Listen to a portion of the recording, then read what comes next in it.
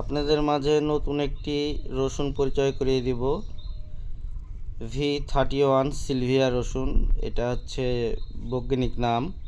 মেসোপটেশিয়াম সভ্যতা আজ থেকে প্রায় 4000 বছর আগে ইরাকের ব্যাবিলিয়ন বা পাকিস্তানের এই নদীর ধার দিয়ে এই রসুনগুলো উৎপাদিত হতো। একদম আদিকালের রসুন বলতে পারেন। এটা নাগা রসুন, মানে একটা রসুন দিয়ে আপনি অন্তত গরুর মাংস রান্না করলে 30 থেকে 35 কেজি অনায়াসে রান্না করতে পারবেন, জাস্ট এই ছোট্ট একটা রসুন দিয়ে। এত পরিমাণ ঝাঁজ।